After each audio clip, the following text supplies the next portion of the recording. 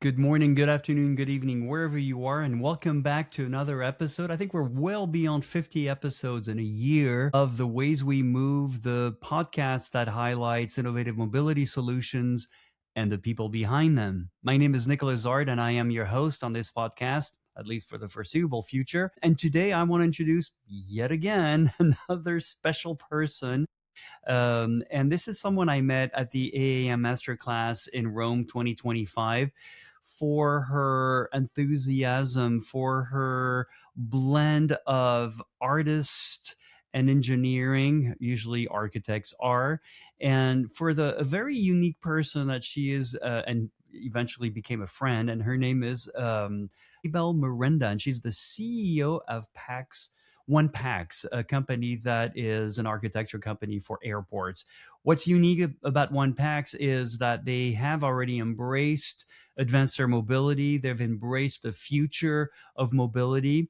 And in this special episode, Mabel says something that I fell in love with, but she calls them the architect of space.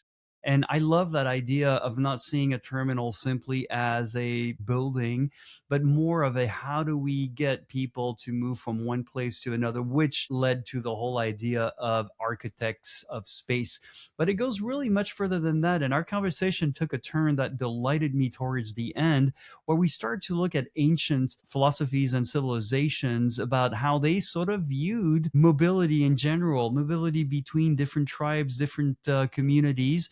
And that's something that's very near and dear to me, because I'm launching another podcast and another webcast on exactly just that. And what do ancient civilizations and wisdom have to teach our modern world today? And they're not really dissimilar at all. You may find, as in the case for today, that a lot of the people who work in these industries of ours, mainly mobility and transportation, actually have a very rich spiritual background for some reason or another. We just don't talk about it as often. And I hope we eventually do. But anyway, that's besides the point. Right now, we'd like to introduce Mabel. And again, please like, share, subscribe, tell us what you think. And again, a warm, warm, warm thank you for everybody making this podcast a reality. Because of you, we're now at 930 downloads in less than a year for such a niche podcast. It is beyond my wildest hopes of making a successful podcast. So we encourage you to share. We encourage you to tell one another about this podcast. If you know anyone who would be a good fit on the podcast, we get emails all the time. We're very happy to look at yours. And also, if you know anybody who works in other parts of mobility, I'm looking for people in the railroad industry, in the maritime world. Please let us know what you're doing. We'd love to have you on the podcast. Well, without any further ado, let's hear from Mabel. And I hope you'll be surprised by this one, because I certainly was pleasantly surprised. So meet Mabel Miranda, the CEO of One Pax. Well, Mabel, welcome to The Ways We Move. Please introduce yourself. Who is Mabel? Hi, Nicolas. Nice to see you again. Okay, thank you very much for inviting me to this podcast. Actually, I'm a founder. I'm an architect, also a fan of many things, but among the things I do, I am interested in mobility and architecture. Basically, I'm an architect of movement, which is quite beautiful to say. That's so beautiful. I love that. Architects of Movement. Oh, that's going to be the title of this podcast. Love it. This is how we define ourselves, because I am not alone. Of course, I have a firm of about 30 people, architects and engineers together. So our focus is to create meaningful passenger experiences. So we are focused on passengers, whatever the mobility mode, whatever is air, sea, earth, whatever. So we are and with pedestrians and movement, because we also do kind of urban studies. So That's right. basically this is what we do. And I am like also Peruvian.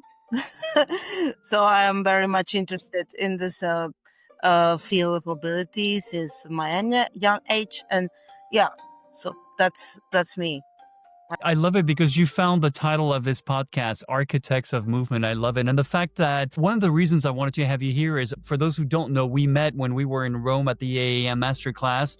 And I just clicked with you. I connected with you. But I thought it was really interesting what you do, because you don't just work with airports, you also work with a lot of other mobility segments, mobility industries.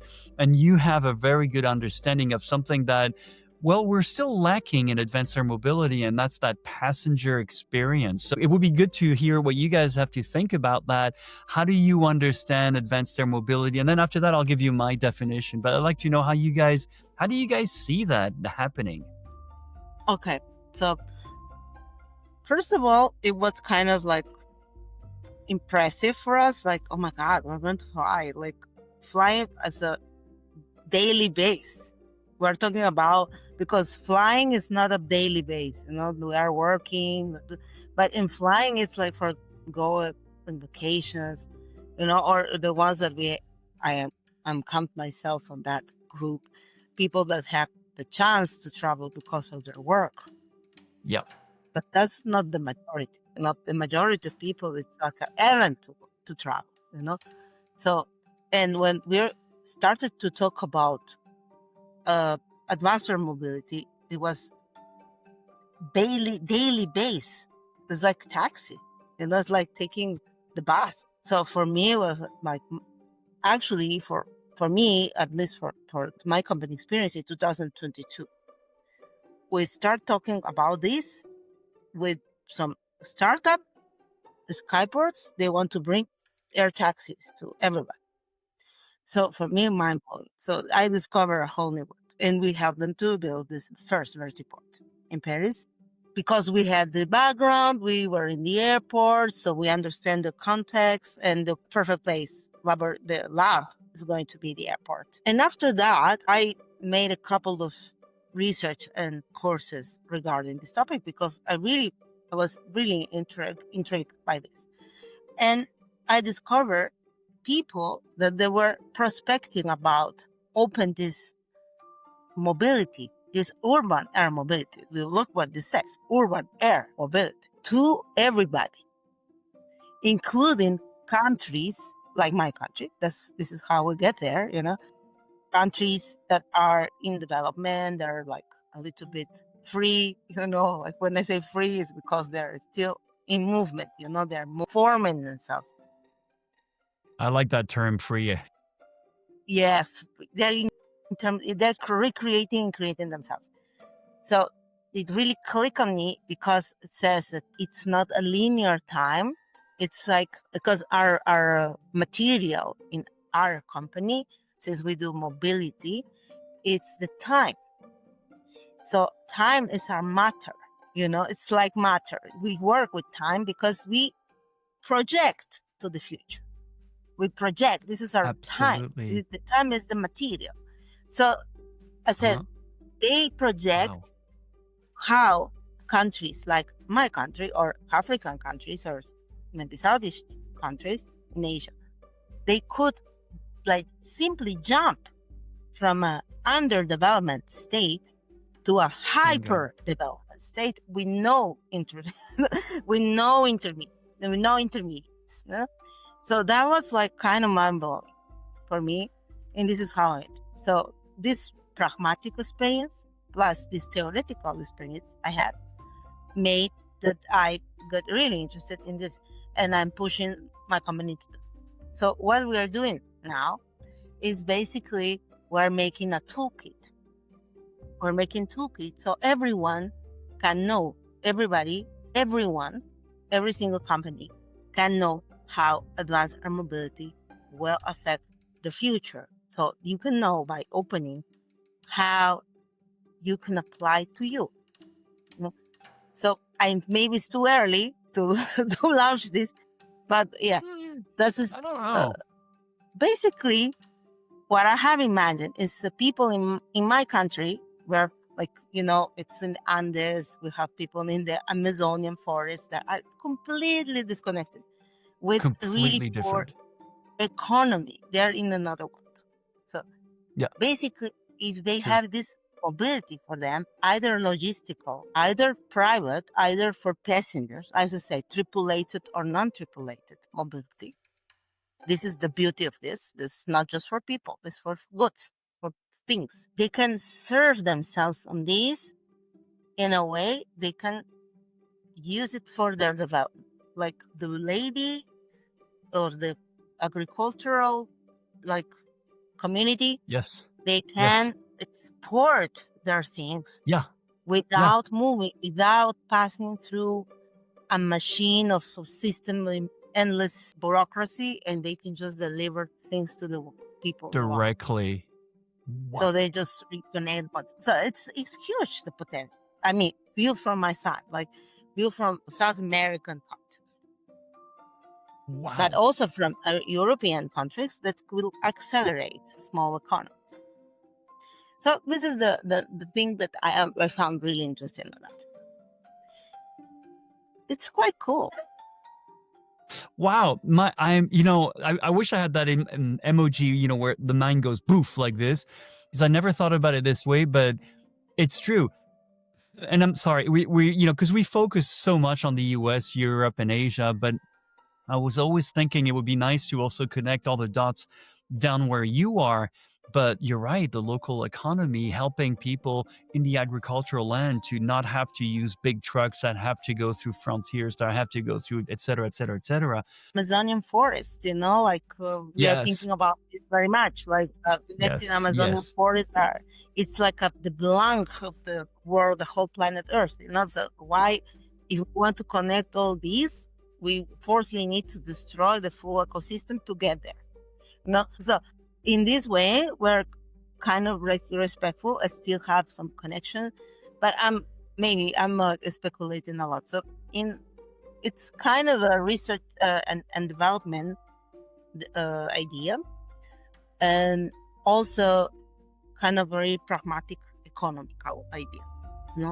Yeah. If Yeah. people embrace, it's like computers, like phones. People were scared at the beginning. Yep. Oh, what is it? Yep. Screen.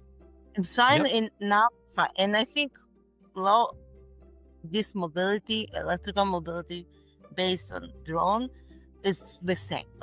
People will get used to it. It's like the phones. It's the same.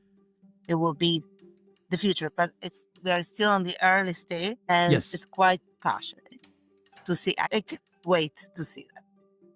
Yeah, you're right. And you know what? We do say that it is a once in a lifetime revolution, and we're living it for sure. So we're very lucky. Our generations are super lucky. But I like how you guys think about it. Time is the material here. And so Yes. as an architecture, you're right. You're used to building things, but here you're really building an experience. You're building how people will get to it, how they will travel, how they will use it, and to benefit their society, their local community there. So that's Have a something. video. Excuse me. I will send it to you later for the podcast. We have a video because in Peru Okay. we're very famous for the food. Okay, so we did a video where our local team. Perhaps we have several teams in France, in Belgrade, China, but in team in Peru is quite specific because we have quite the big team here. So they did a video, and I will send it to you. They are the fishermen, like the fishermen making their work. They have built a floating platform for drone. It's a AI video, and we Bingo. put the fish there. The guys, the really local economists, they put the fish there in the platform. It's a floating deck for a heliport. It's like a drone port. Yep.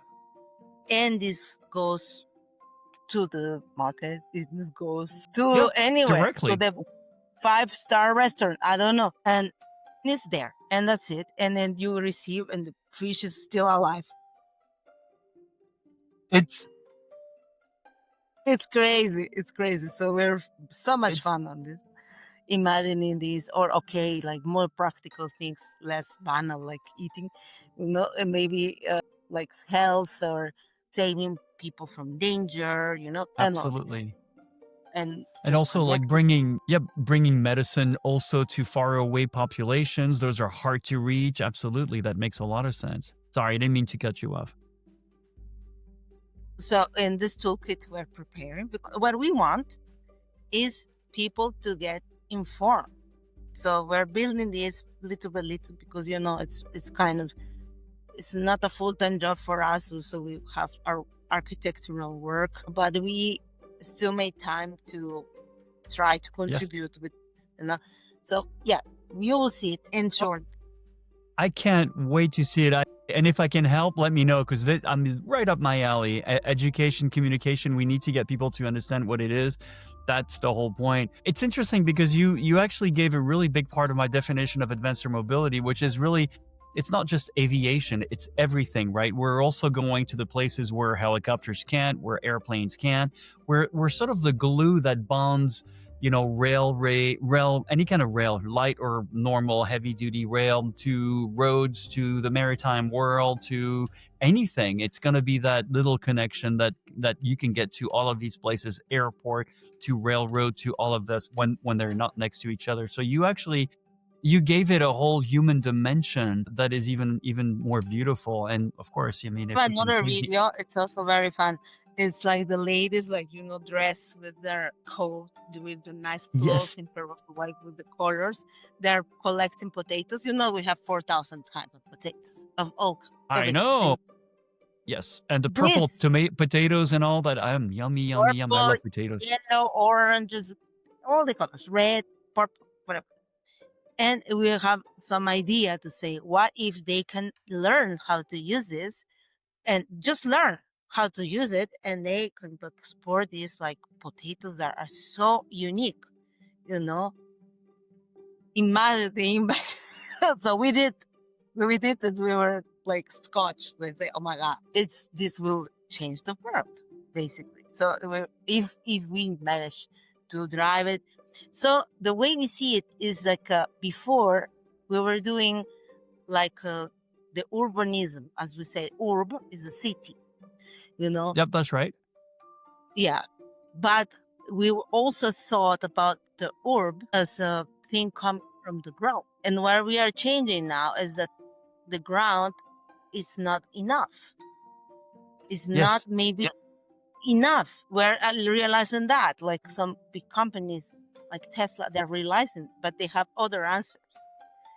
of In course. our case, we're saying maybe we should look for other alternatives. So if the ground is not enough, let's do air, let's do sea, let's do something different. And we start talking about air urbanism. And that air urbanism, it's exactly what we came to do on this kind of mobility. The most important thing to understand is not why we move, it's the things we move. Mm. Why we move is like very personal, but the things we move is our knowledge, is products, is goods, is the exchange. This is why we move. If there is no why, we don't move. We stay home. So this is the most important thing. And now the chain of movement is really long. Now people have to go through intermediates. True. Intermediates go to companies. Companies go to distribution. Distribution goes to the city. So it's very long. So with advanced air mobility, all this could be short, and this is works. And it makes a lot of sense for a country like yours where you produce a lot of things and of course you export a lot of things. And you're right, all of those little steps in between, well, of course the prices go up, so you have a potential to actually not only keep the prices low, but make sure that the originator gets a lot of that original price too, because it dissipates into all the middlemen and everything needed when you need trucks and things like that. So I understand where you're coming from. You're still middleman. There's some exceptional guys will avoid the middleman. They just like they can. I mean, we were talking about this in Rome. I was already think about it. And when people were Yes. giving so good ideas there, it's incredible. Like in locally plays, Italians were talking about their cheese. They were talking about their prosciutto, and I'm talking about That's potatoes. And true. That's true. so it's really interesting. Like for each culture, it's applicable. So everybody will have something to do, and this is the beauty of the thing. It has to be regulated and it has to be secured. Yes. That's the most important. So Yeah. now completely focus on how to make it realistic. So is your government taking an active interest in this, or are they still in a wait and see kind of procedure? Because it seems like you guys have already looked at it, thought about it. You have a product already there. Actually, it's very funny because our company is based in France. In France, they were very interested, and suddenly they are not uninterested, but they're slowing down. Yes. They Yes. see the difficulties, and they see like a realistic shock. They're in Yep. that stage. Our project is Shanghai. It's much more dynamic, but still, although they have the will, but they still are looking for the tools. And this is why we went to China, because people are really thinking how we make it, how we are going to make it. So this is the Yes. interesting Yes. part. In South America, it's really early. So we're start to speaking about some people, and they're like very pragmatic. Say, okay, for the health, yes, that's good. For the really remote territories, it's really interesting because today it's Yes. impossible to go to the. We spoke with our colleagues in Chile. We spoke with our colleagues Yeah. in Bolivia. It's real days of trip to go to some Yep. communities, and it's quite sad to have this level of disconnection.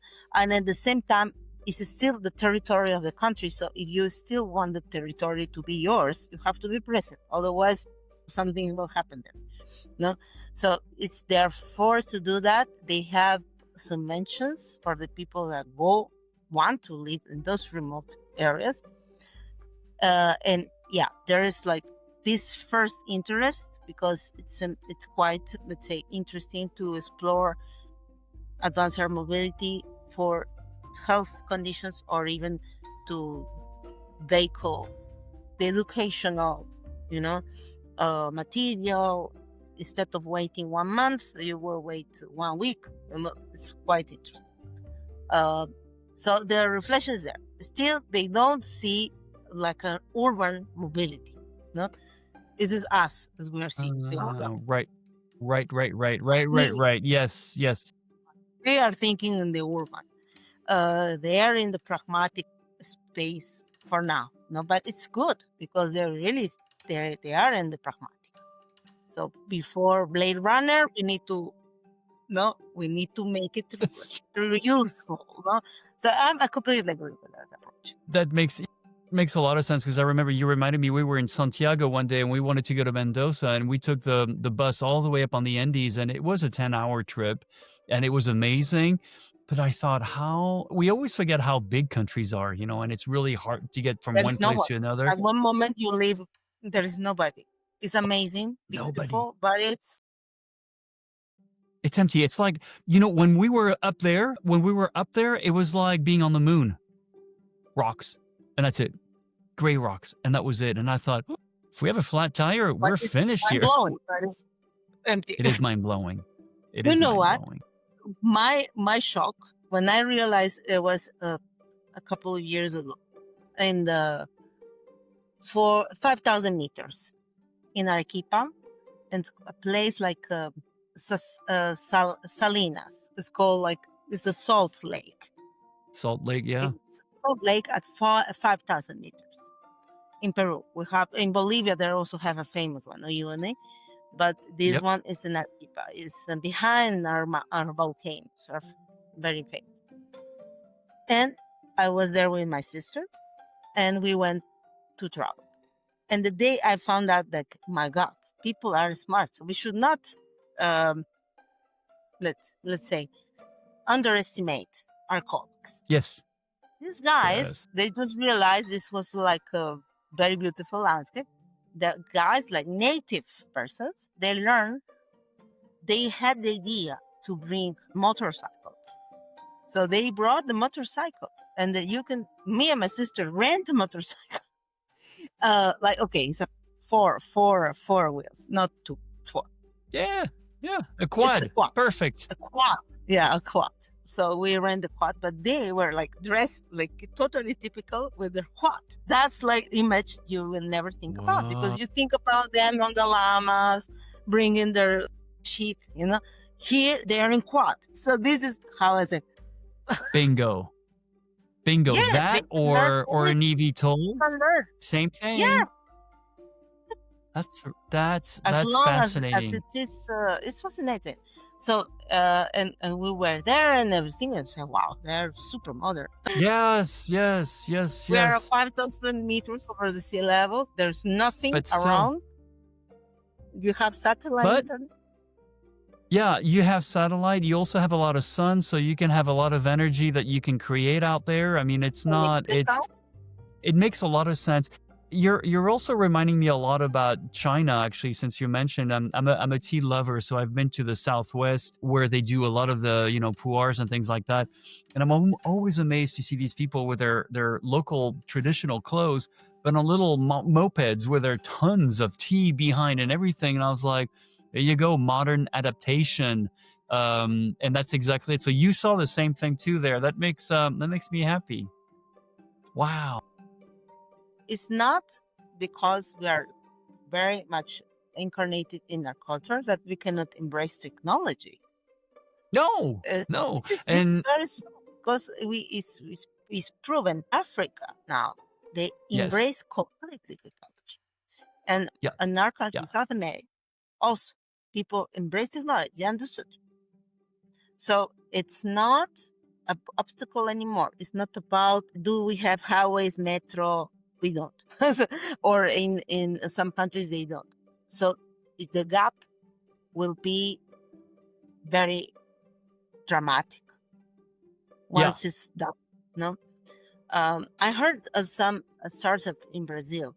They are building drone for construction materials to heavy logistical transportation because they're thinking about the Amazonian forest. They're thinking about bringing enough weight, bringing these materials to the top, to the areas that they don't have connection. So we never know what it will happen there if they don't need that's any kind true. of.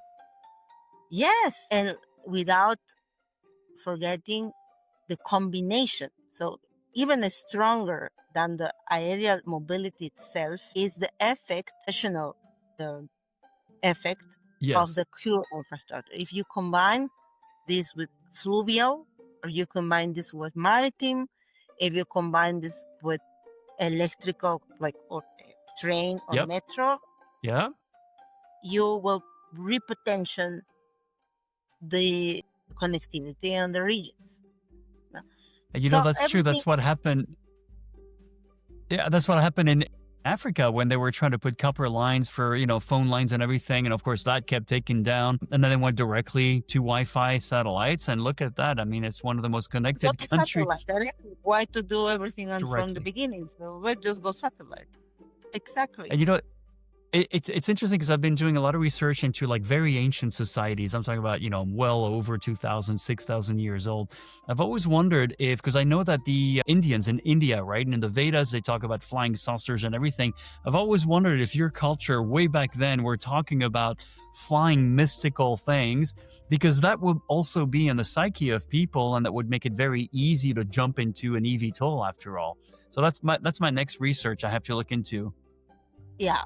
In Andean culture, but also Mexican, not so some countries in South America, and I believe also in other countries. I'm not saying we are the only ones. They had a really interesting way to, let's say, embrace the world. You know, Yes. we have what is called the miniaturization.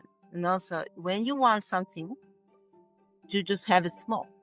So let's say you want a house, so you have a small house like this. First, you own this little thing, like a symbolic, like an icon, and everything like money, car. So we have some kind of like a very specific shape. It's like a demon. Actually, they call it demon, but it's not a demon. It's like some creature, let's say, and this creature brings like a lot of bags. It's called a keiko. Okay, so Kiko. a gecko, he is the guy walking with a lot of bags, and in the bags, it's like a house. It's like man, it's the car, the diploma, is everything you. It is like tiny, it's tiny. Wow. So It's like I a like. shrink. It's like a pictogram of what you want. In Yeah, visualizing it yeah. like this, you have it. So I have the pictogram already. So my pictogram is a reality. So my next step is to go to. It's already there. Yes, and when you visit our monuments and stuff, you will see that this is totally true. In the representations, when we design abundance, it's like little things that are representing abundance. In every culture, a little bit differently, we Of represent course, the of course. abundance, the like the scarce. When there is scarce, and you represent that. Scarcity. Yep, yep. Yes, exactly. So It's maybe culturally, we're very familiarized with the first you need to shrink it and have it in this shape, in this in size, that symbolize a size. and Yes. symbolize, and You you know, own that. and you own it. So it's fascinating because it means that people are used to getting to a point. They're used to starting there and then growing it bigger and bigger, which is really the opposite of our society here in the US, which is I want everything right now, big and everything and all that good stuff. But it gets right back to what the Native Americans are like that too. It's like one step at a time, we'll get there and everything. You have to like take everything into. Same. Yeah, yeah, yeah, yeah. That's very interesting. I've always been fascinated to see how cultures like yours, like India or even China, were going to embrace this new step of advanced air mobility because I mean your cultures are so ancient. There's a lot of richness in it all, and it's kind of bringing in that beautiful wisdom from the past, but now with what flying electric aircraft. So what? Maybe there's a circle right around. We're coming back in a circle here or something like that. Interesting. It's quite. I don't think, for example, ancient Mayas or Aztecas or Peruvians or Egyptians were completely foreign to the air.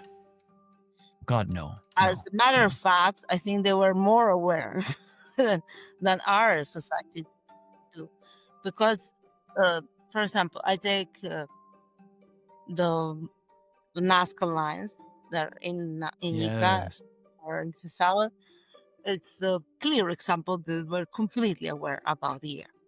So, and the yes, yes, position of yes, temples, when you analyze how the Egyptians position it and how South American cultures and American and Central American cultures position, it yes. means they were completely understanding everything what is Yeah, happening it's without it's having maybe the technology to go there, but understanding the maybe, the or maybe it came from already out there. Who knows? And that's the one thing that I that's always grew up never understanding.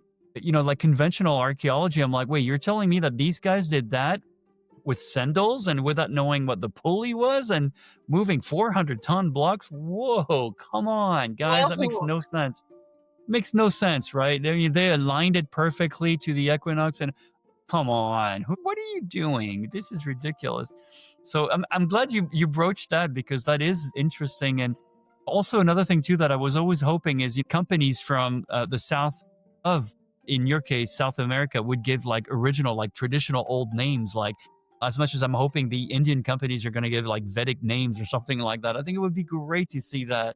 It'll be a good idea because I mean, in Europe, we're not a very ancient society either, but at least in the US we're not either. So it would be nice to get a little bit of that, human flair and that modern technology kind of thing. I mean, when we call the company One Packs, it's because a lot of people laugh at us. Like, really, huh? I am not saying who, but people laugh at us and say, 1 million packs? 1,000 million? No, I would say you didn't get anything. One. That's not a lot of packs. It's not that, yes. Yeah, but it was not the meaning. It was that, as you know, big transformation starts with very small changes, like fundamental. And this is Yes. what we meant. It's That's because when you change one, probably you change all of them, like the full 8,000 million, because you changed the one. And once you understand what the one is doing differently, you will do the same. It's It's basically the technology, let's say, the technological evolution. Yeah. It's quantum sciences all over again, the It's art of quite science. manifestation. Yeah, you start, the first part of the journey is that first step of the journey. That's exactly it. Wow. Mabel, I had no idea where we're going to go into sort of a esoteric aspect of advanced air mobility, and I love it because that's my backyard. I love that, so that's perfectly fits with what I think. We're also approaching the time now where we start to ask a little bit more personal questions, and one of the questions I wanted to ask you is, why are you doing this? What is your motivation? What gets you out of bed in the morning? What makes you travel all over the world? I guess is okay. Why I do that is because I am bored when everything is the same. I like when everything is new, like constant change and always projecting things into the future. You know, I'm interested about the future. Why I don't know why. It's like some guys write about the future, or guy tell stories. I think I'm a storyteller. This is the. I think this is why. I think I'm an architect, but I'm a storyteller too.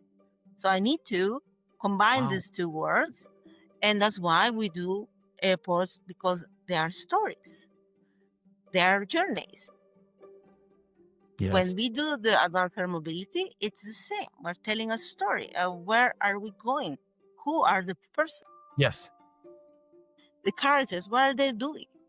Are they a lady? There's a fisherman, me, it's you. It's who is the car, what transformation we're driving. And I think that's why the architecture of movement is important, and it comes exactly to our definition. So basically, I think all the architects are a little bit architects of movement when they design and draw a building, and you go through a cinematic experience. This is architecture. Basically, when you start architecture, you will discover that it's like a journey in the building. In our case, it's the journey that goes under. It's not just the journey in the building; it's the journey before and after what is It is. happening. Yeah. So And I I, I, think I it's that. I have to, it's always fun talking to you guys or designers because you have such a different take on what we're doing. And sometimes, we hear a lot about engineers, and I love talking to engineers, but you guys They are really bring out the cool. I like. magic out of it. It's like that ineffable. I mean, it's hard to put your fingers on it, but you guys do a really good job at that. And you certainly did a good job at it. You're right. You are a storyteller, and your prime material is time because we're moving through time. We're moving from one place to another. So I love everything you said. It's very poetic. You're the most poetic person I've ever met in advanced air mobility. So I love it. No, no. Okay, I am not an artist. Artists are the ones, other people, but we are architects. You I are said artists, architects of architects. movement. We're architects of movement. We Yeah, I design. think I think you guys are like right between left brain and right brain. You're sort of in between the pure artist or the pure engineer. You're sort of like you're the one that brings it all together into something that, well, ideally looks good. So yeah, I think that's Hopefully, probably a good. Yeah, hopefully, exactly. No, I think you do. I think you do. Tell us also, for those who are watching this podcast right now, what would you like them to know? What would you like them to walk away with? Do you have a message for people? a message for people. I mean, the world is very beautiful. It worth to be known. Don't hear people that say you should stay on the same place. Don't. It's terrible. It's when you are away, when you learn to love what you have. This is what I say. So travel is health. So true. So Travel is true. health. Moving is health. Moving is life. So life, live. So this is Yep. my message. Is if we are moving is because we are alive. And I would say nothing brought me, at least in my case, more happiness than to move around and know people around the You're world. Okay, I so went. I right. had the luck. I was the luck. I am lucky to go there in very long, Very farther far away places. Yeah, absolutely. Absolutely. It's true. And you're right about it's once you move away from where you were born that you appreciate it when you come back. And especially when you bring people back to show you and then they are like, oh, wow, did you see this? Did you see this? And all of a sudden you're like, Yeah, it's very beautiful here, isn't it? I didn't notice. I mean, the people that never travel, they can say that they are shocked when they see cultures that are very different. And this is when Yes. you appreciate more your place, first of all, and you learn more about yourself. So the best is to move knowing this, to open yourself to the new. Okay, you don't need to be crazy like some people, like going everywhere. You don't Yes. need to exaggerate on this as well. No, stay one night here, one night there. No, no, no, no, no. No, no, no. Experience it. Experience. No, go.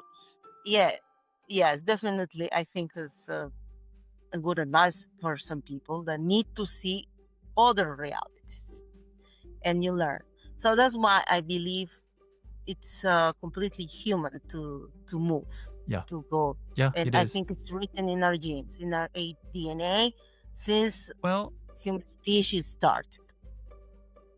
yeah, I mean, if we hadn't moved, we'd still be in little villages. We probably wouldn't have done diddly squat, you know, there would be no interactions, there'd be nothing. I mean, it would be impoverished We will be so completely. poor, we will be. Yeah, That's the real yeah. poverty, I think. That's real That's poverty that's right there. You said that's it real well. poor. Yeah, yeah, yeah. Because here, some people are poor in some countries, but they're not poor in human relationships. They're not poor in wisdom. They're not poor in sense of humor. Yes, They're yes. rich and other stuff. So that's yeah. So my message is like move, no, I move, love move. it. Mabel, it's been such a great podcast to record with you.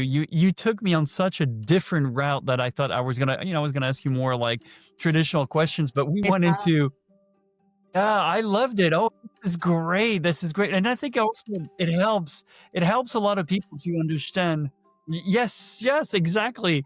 But it helps people understand also like we're so different all of us working in this industry. There you've got some down to earth, rational creatures. You've got some people who are out there looking at the stars. And that's what makes the world go round, I think, in the end. So it was such a pleasure to have you here. And please come back whenever you want. And then that's an open invitation. Love to hear from you. Love to hear from your travels, what you guys are doing around the world, because you're doing some really interesting. And I definitely want to see that experience, that toolbox that you guys are coming up with. So, and if I can help with yeah, it, let yeah, me know because yeah. I You will have help. That sounds like a you lot of have fun. Yeah, yeah, yeah. It's going to be. I think we will clarify the landscape, and we will show that it's Good. easy if we want. Yeah, Perfect. yeah, yeah. That's the goal. Show that it's That's the easy. goal. Exactly. Nicholas, Perfect. thank Well, you for this time. I enjoyed a lot to discuss with you. Maybe To likewise. I yes, always love I always love our conversations. So anytime you want to come back, you will come back. And for you guys, please like, share, subscribe. Let us know what you think. Has your mind changed? I mean, did you get anything out of this? I certainly hope you did. And then we'll see you next week again, same place, same time, more or less, but next week. Thank you, Mabel. Ciao. thank you. Bye. Ciao.